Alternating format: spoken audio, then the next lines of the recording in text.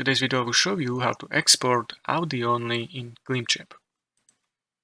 Launch Clipchamp and here select your video you want to export. Click on the audio. Here look for detach audio option. Click on detach audio.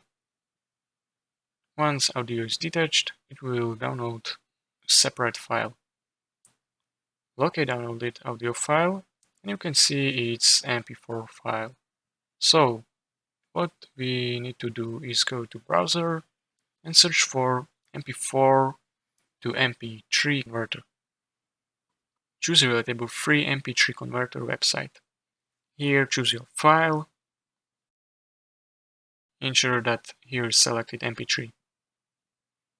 Click on Convert button to begin conversion process. When it's done, click on Download and it will be downloaded to your computer. And that's it. If you found this tutorial helpful, consider subscribing and liking the video.